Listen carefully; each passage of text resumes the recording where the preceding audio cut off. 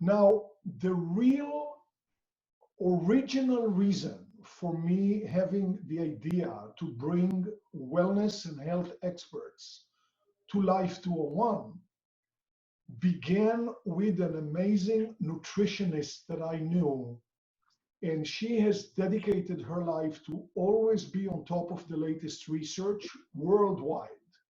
Right now, it's easier to do with the World Wide Web, but she was there on Medline even before the web existed. Well, I was delighted to meet with Dr. John Sottery, who is absolutely that person, except with a PhD. And John is really, again, he is a master of what is the latest.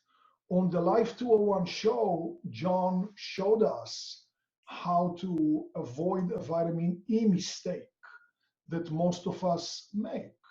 That was very useful. I know it was useful for me because I changed what I was doing. So, in a word, talking about John, John is a scientist.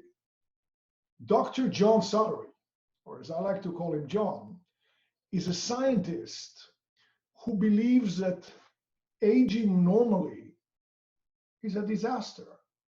He doesn't feel like we should age normally. John is obsessed with tracking down the best science and making it easy for us, to understand. And he makes it simple for us to use and implement.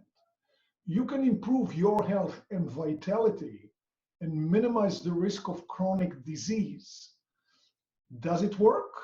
Well, John is going to have his 61st birthday in a few months.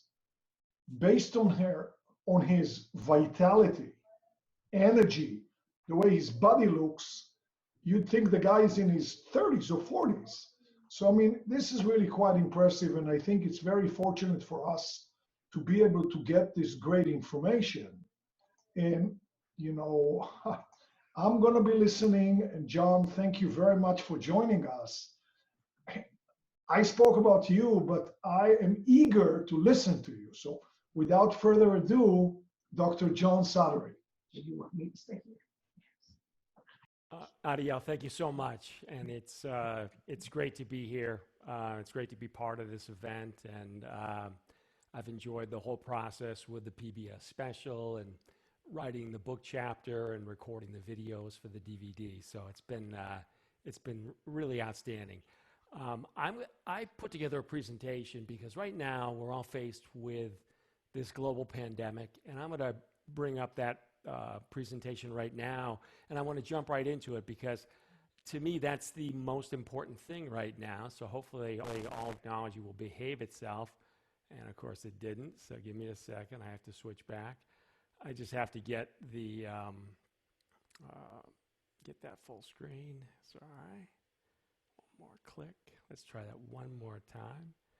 Okay, hopefully now you guys can see the first slide and you can still see me, although much smaller. So, okay, so everyone around the world is facing the same challenge right now.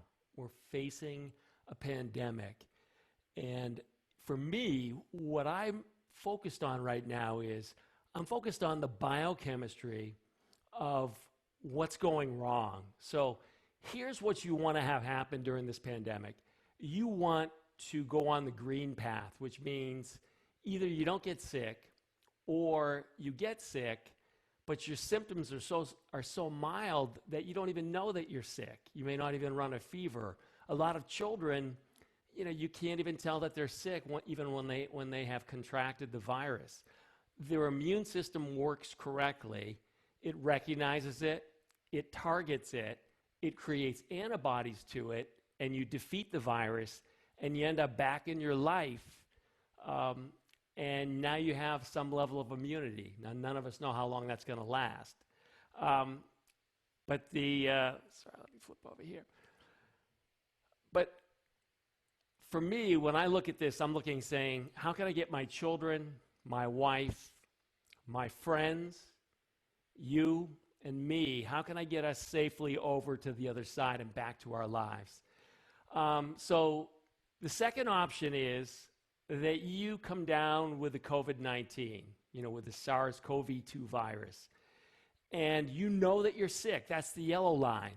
And in this case, you run a fever, you have inflammation, you might feel terrible for a few days, but you make it through, your body creates the antibodies, and you win the battle. And again, you're through it. It's like going through a rough case of the flu. Now, here's what you really want to avoid. And that's the third possibility, which is you get sick and it gets in your lungs and it starts to influence your ability to breathe well. You have to be admitted to the hospital. And then when you're in the hospital, you get worse and you end up with something called ARDS, which is acute respiratory distress syndrome. And in that case, your immune system, the virus has so heavily infected your lungs that your immune system is coming in and it's carpet bombing your lungs. And it's really not the virus that's killing you in that situation. It's the body's immune system coming in and attacking so aggressively that it's damaging the tissue and it's damaging your lungs, and you may not survive. So everything I'm going to talk about today is about how do you avoid being hospitalized and how do you avoid ending up on a respirator with ARDS, because the other two paths where you get through it and you have immunity, we can live with that. So the key question in my mind, looking at it from a biochemistry, and I promise not to bury you with too much biochemistry, but I want you to understand it and I want you to be able to make intelligent decisions. And before we get started, I just want to tell you guys, I'm a PhD scientist. I am not a medical doctor, and I'm not providing medical advice. I want to educate you in terms of the science so that way you can make good choices for your family and for yourself. I also think it's a good idea to have a plan before something happens so you know what you're going to do in different scenarios. But anything that I teach you is for you to share with your doctor so that the two of you can come up with the best approach that's right for you. So in my focus, as I've been reading dozens and dozens of studies, I wanted to understand what are some of the parameters that could impact whether or not you end up with ARDS. And I turned up a great piece of research that was done in 2015 at the University of Birmingham in Birmingham, England. And it was very interesting because what they were studying ARDS and what contributed to it. And what they determined was that vitamin D deficiency, when you're below 30 nanograms per milliliter, well, actually, they use 20 nanograms per milliliter as their cutoff. When you're below that, you significantly increase your risk of ARDS. And I highlighted a few things, but just to make it easy, they looked at, I believe, 60 or 80 patients. And here's something that really grabbed me, and that is every single patient that had ARDS, which is what puts you on a respirator, every single one of those patients was vitamin D deficient. So that was the first thing. The second thing is, if you ended up with ARDS, the people that had the lower levels of the active form of vitamin D, they were the ones that died. So if you were extremely deficient, your risk of dying was very high. If you were just deficient, then your risk of dying was still much higher than normal, but less so than if you had had a very low level of vitamin D. The third thing, looking at patients with pneumonia, vitamin D deficiency is predictive of whether or not you're going to end up in intensive care and if you're going to survive or not. But here's the part that I like the best, and that is they were doing a surgery that would substantially increase the risk that a patient would end up with ARDS. And what they showed was they tested everyone that came into the hospital, and 96% of these people were below that 20 nanograms per milliliter. And so they said, okay, what would happen if we supplemented them and brought them up to a normal level? And what happened was that these lung alterations that correlated with all the damage that you see in ARDS were significantly mitigated when they brought their vitamin D levels up before they went in the hospital, before they had the surgery that put them at risk of ARDS. So I thought that was extremely interesting. That was in one of the British medical journals called Thorax in 2015. Now, why should we worry about vitamin D? Well, this is from the N. Haynes study that's done by the CDC. I think this was done in between 2003 and 2006. 70% of Americans, and I think the numbers are pretty similar around the world, 70% get less than the estimated average requirement of vitamin D. So vitamin D, and you make most of the vitamin D in your body, you make it in your skin photochemically. You need the sun to be high in the sky, and you make it photochemically in your skin from a cholesterol precursor, but you don't care about that. So how does it work? How could vitamin D have an impact on whether or not you end up with ARDS? Well, it turns out that the active form of vitamin D downregulates the genes that produce something called IL-6. And IL-6 is interleukin-6, but again, you don't care about that.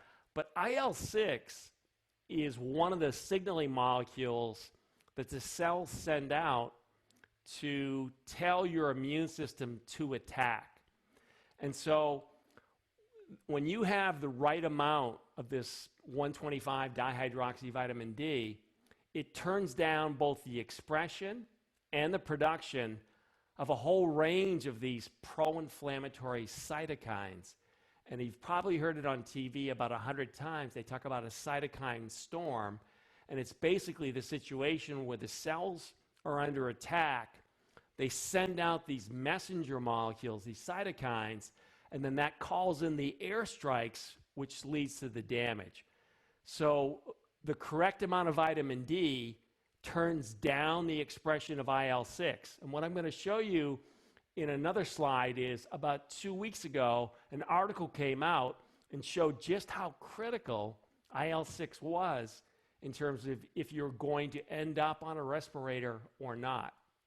So one other point from a nutritional perspective, vitamin D requires magnesium.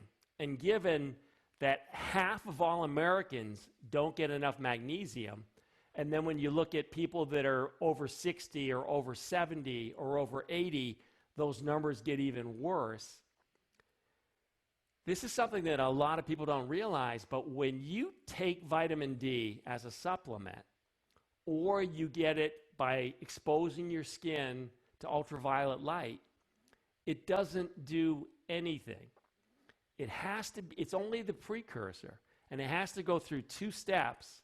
First in the liver, and then in your kidneys, or more importantly, in your immune cells. Your immune cells have the machinery to activate vitamin D, but you have to make this green one, the active vitamin D, the 125 dihydroxy. That's what's required. So you have to have enough of the precursor, and you have to have enough magnesium to do those conversions.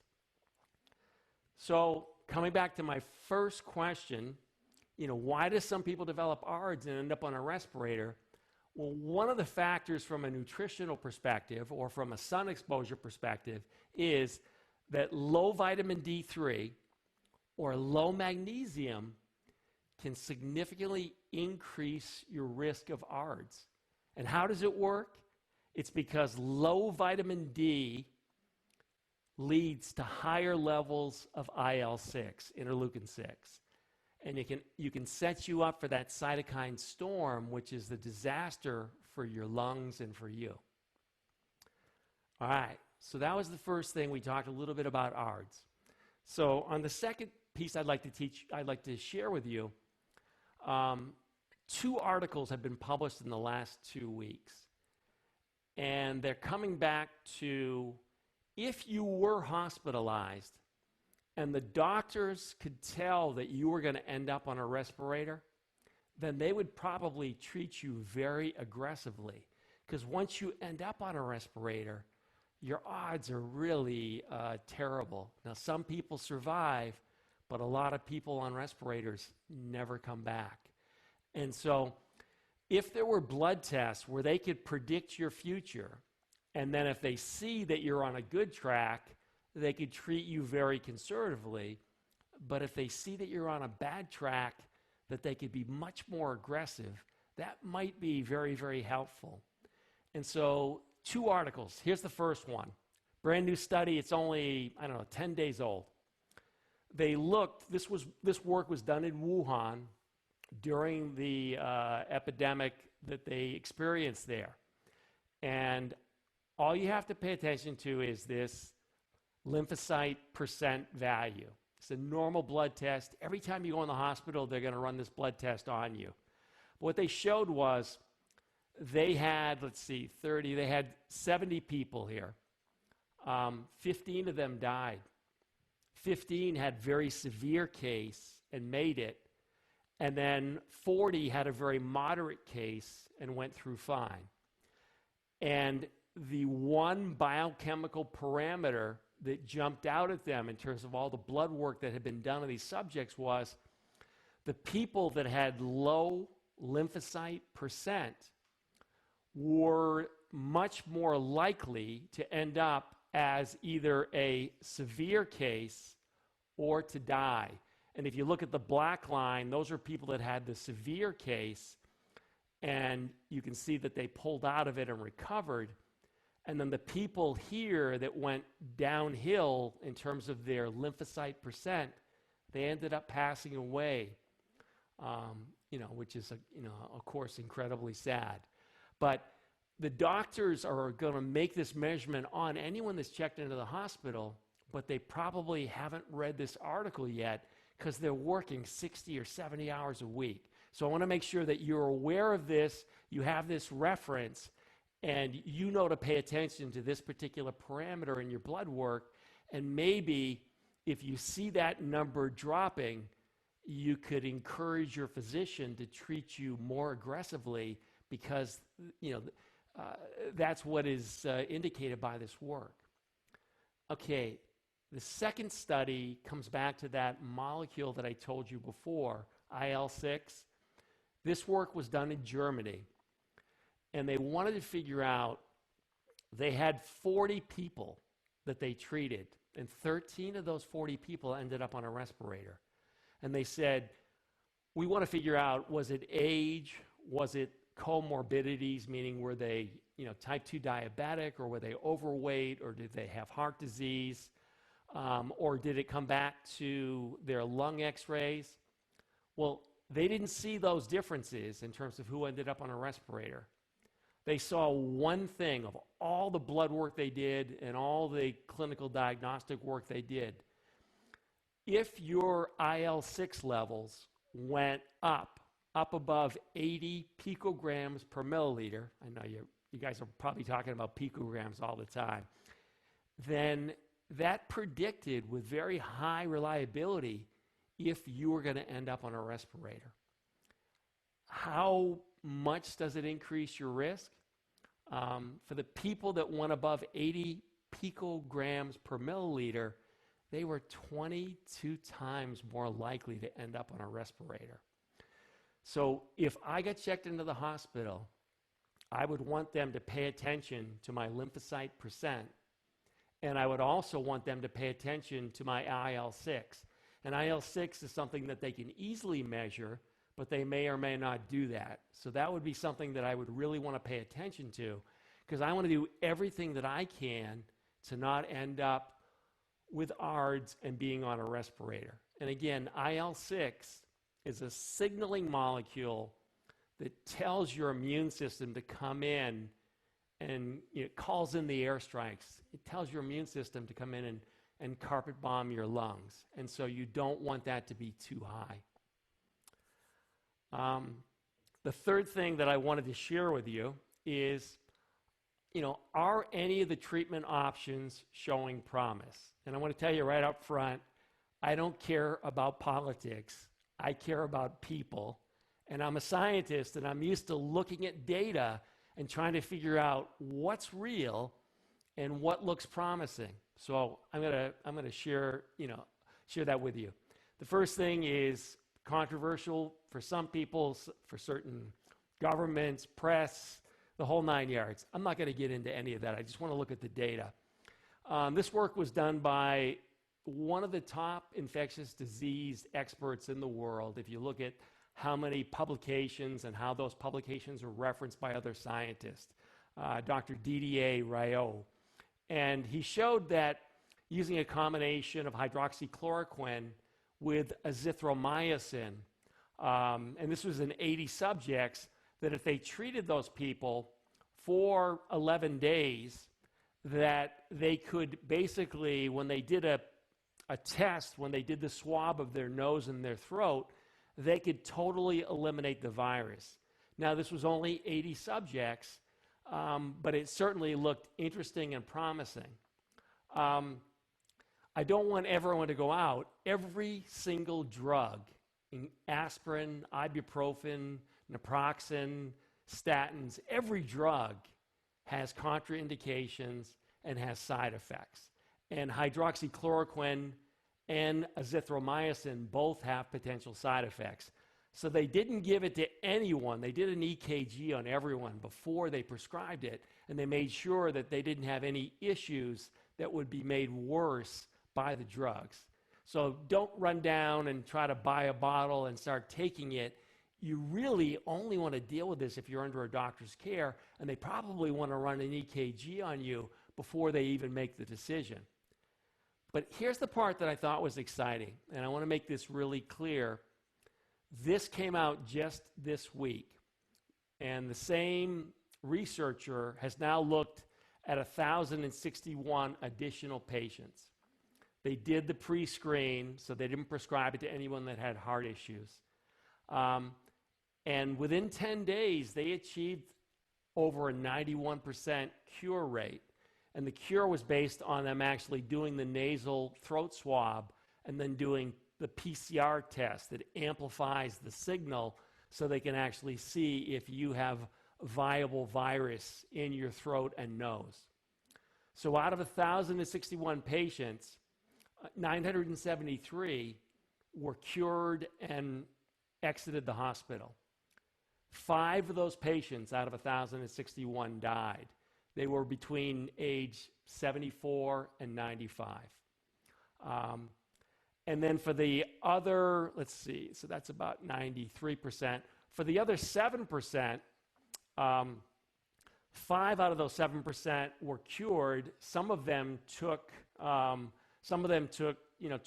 or 13 or 15 days to achieve a cure, and 16 people are still hospitalized. I want to make a couple points. Number one, this is an abstract. It is not a peer-reviewed scientific study. So they're publishing the abstract to make other people aware of it. The paper is to follow. And so you can't take it to the bank as much as you would if it was a peer-reviewed scientific study. But I believe that the results look very promising. And then there's a physician who's based in New York that has treated over 500 patients. His protocol uses less of the hydroxychloroquine, and he uses more of the azithromax, or the azithromycin, which is called Zithromax. So he uses a lower dose of hydroxychloroquine and a higher dose of the azithromycin. And he also adds in over 200 milligrams of zinc a day. And he's had extremely good results, and other physicians are using this in California and other parts of the country. So again, I think that is interesting as a treatment approach. So if I was going to summarize quickly, what I would say is, if you pre-treat to eliminate a vitamin D deficiency, that may significantly reduce your risk of having high IL-6 ending up with ARDS, and ending up on a respirator. I believe that the science is solid here. These are solid journals. There's a ton of work that's out there. I wish we were hearing more about this on the news, because guess what? If you make vitamin D in your skin, at the end of August, you're up here, and then in September, and then in October, and November, and December. And by the time you get to March or April, your vitamin D tank is at its lowest point. And so a huge fraction of people are vitamin D deficient, and I'm guessing it's even more pronounced in the nursing homes because those folks don't get as much sun exposure. They're not getting out as much. Again, that's speculation. I don't have a study for that, but I have seen vitamin D data on people that are institutionalized, and they can get incredibly low. Remember that if you take D3, you also need magnesium. You can't convert it to the active form without magnesium. I believe that there are 2 blood tests that may help your doctor predict if you're going to have a severe case of COVID-19. So the first one is your IL-6 levels, and in that case, lower is better. You don't want to go up over 80. And then the second one is the lymphocyte percentage, and in that case, you don't want to go too low. I also believe that these azithromycin hydroxychloroquine protocols are showing promise. I don't think it's a home run. I don't think it's a slam dunk, but I believe that it is helping with viral replication. And I think the most critical thing when I look at the data from all the different studies is treating early, because I don't believe either of those drugs kills the virus. I believe that they block viral replication. And so what happens when COVID-19 comes, when SARS-CoV-2 plugs into your cell, it injects its genetic material and takes over the cell, and it does that because it wants to make dozens or hundreds of additional viruses, which can then go out and infect other cells. So I believe that if you wait too long before you start that protocol, there will be too much infection in your lungs, and you will not get a good effect. So like any geometric progression, you have to kill it when it's small. And so I believe that that's very important. One other thing which I think is incredibly promising is something called convalescent plasma. So when your body responds correctly, it identifies the virus, it finds the cells that contain the virus, it kills those cells, it also presents the information that it needs to your B cells, which are one of the types of cells you have in your immune system, and they manufacture antibodies. And those antibodies are a perfect fit. And when they plug in to the spikes on the virus, then the virus can no longer damage you. So in the case of convalescent plasma, what they're doing is they're asking the people that have had the disease and have survived the disease, they're asking them to come and donate plasma or donate blood, and then they're going to collect the antibodies, hopefully these are both in the right direction, and then they're going to use them as a treatment for someone else that's already sick. Now, I want to stop here because I want to have some time for question and answer, but there is one other thing which I think is very helpful in terms of help on the way. You're hearing a lot about vaccines, and a vaccine is going to be incredibly helpful down the road. But, we all know they're talking 12 to 18 months, and even that would be a new, world speed record. But there is some work going on with monoclonal antibodies where they're actually working to synthesize the antibodies that you need. And so that way you could treat the disease without having a donor donating their plasma. So there's some really interesting things that are happening there. We don't really have time to, get into all that. I'd love to answer your questions. I'm going to move to the chat in the middle here. I'm going to plug my earbud back in. First, John, Yes. can you hear me? Yes, I can. Yeah. Okay, so first I'd like to thank you, of course, so much. We have a question from David here. What's the recommended amount of vitamin D3 and magnesium? Also, what's the optimum time for sun exposure? Okay. Everyone has biochemical individuality. So the right dose for me won't necessarily be the right dose for you. So the best thing I'll tell you what I do, and I'll tell you what the U.S. government recommends. The U.S. government recommends that you take up to 4,000 international units of vitamin D per day. And that sounds like a lot, but it's only 1/10 of a milligram. So it's only 100 micrograms. So I take 5,000 international units every day in the wintertime, and then in the summer, I take less than half that amount. And then once a year, I get my blood measured, and I like to see my own levels between 40 and 50 nanograms per milliliter. And if anyone is in another country, that would be between 100 and 125 nanomoles per liter. So I think after you supplement for 3 months, you should get your blood levels checked, and that way you can either turn down the dose or turn up the dose.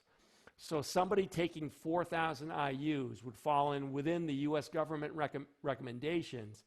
And now I find that I need to take 5,000 if I want to keep myself between 40 and 50 nanograms per milliliter. In terms of the sun exposure, it depends on how much skin is being exposed to the sun. That's one thing. So obviously, if you expose more surface area skin, you make more. As you get older, you don't make it in your skin as well. So if they look at an 80-year-old versus a 25-year-old, you only make it probably 20 or 25% as well. So you need more sun exposure. And if you're in Miami, Florida versus Portland, Maine, you're going to see a very different amount of vitamin D produced. So what I would say is if the sun is relatively high in the sky and you have a reasonable amount of skin exposed, you want to go out enough so that you know you got a good amount of sun, but not enough to turn red. So you never want to get any kind of sunburn, but you do need a significant amount of exposure. And if you get that, you can make somewhere between 10,000 and 20,000 international units in the course of, let's say, a half an hour. But again, it may be 2 hours in Portland, Maine, and it may only be 7 minutes in Miami. But again, the sun has to be high in the sky. So the further you get from the equator, the harder it is to make vitamin D in your skin. And I promise not to get into the photochemistry and breaking the ring and all the fun things. But is that helpful to you? Did that answer your question? Sure it did. And the other part of the question was, the magnesium dosage. The U.S. government suggests an upper limit of 350 milligrams for supplemental magnesium. Ariel, from the chapter that I wrote for Life 201, that most Americans are deficient in magnesium, and it causes a whole host of other problems. I would suggest that with the magnesium, the form is as important as the dose. So I would avoid magnesium oxide because only 4% of what you take actually gets absorbed by your body, and the other 96% of it passes through you. So you want to take magnesium glycinate, magnesium citrate, or magnesium chloride. Those are all good forms of magnesium because they're well absorbed. And somewhere in the range from 200 to 350 milligrams. And like any supplement, it's always a good idea to ramp up slowly. So maybe if you were going to get to 350, maybe take half of that for several days, and then eventually move your way up. But 100 years ago, Americans got over 500 milligrams a day of magnesium, and now the average American gets less than half that amount. And it increases your risk of type 2 diabetes. It increases your risk of dying from your first heart attack. It increases your risk of having osteoporosis because magnesium is part of the structure of your bones. So I believe magnesium is one of the keys to avoiding chronic disease, separate from this whole, COVID-19 thing. So I probably answered that in more detail than you wanted, but I feel like it's a really critical subject, and I want to make sure we covered that. What happens if somebody with their multi and they take another, they end up with 600? Is that? The people that have to really pay attention to magnesium are people that have kidney issues, because like a lot of things, if the body says there's too much, it clears it with their kidneys. So anyone that has any kind of kidney issues should certainly talk to their physician about taking it. You can also obtain magnesium from dark chocolate, which is a fun source. You can get it from almonds. You can get it. Every vegetable that's green is green because it has chlorophyll.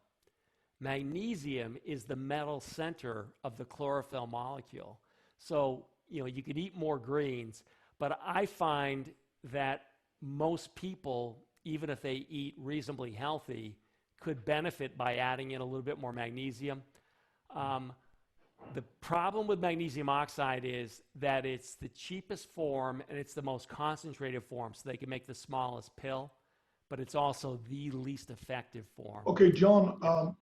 I would say 350 for total supplemental magnesium, Adiel. We have about a minute left, but let's get a very quick question. Yes. Somebody asked, I've heard that K2 is normally paired with vitamin D3. Is K2 beneficial? K2 is absolutely critical to take. You only need a fraction of a milligram every day. It's very rare in the U.S. diet. And what K2 does is it turns on your calcium protection system and keeps the calcium out of your arteries and out of your skin and gets it to the bones and the teeth. So a low dose of vitamin K2, not K1, but K2, is critical for you to turn on your calcium protection system. It's called MGP, and I won't tell you what that stands for. So yes, a small amount of K2 along with the vitamin D and the magnesium, those are all critical nutrients that you have to get either from your diet or from your supplement or from a combination of both. John, thank you so much. Always so practical, so useful, so life-changing. I appreciate that you are here, and I'm looking forward to talking to you soon and us sharing your knowledge, sharing your great knowledge with everyone. Thank you so much, John. Thank you. I tried to change it to make it the most timely because I know what's on our mind right now. So I wanted to make it all about how do we survive this thing, because I think that's what I'm thinking about, and I thought that would be what would be most valuable to our viewers here. So thank you so much. I really enjoyed it. I appreciate it. Thank you. Thank you.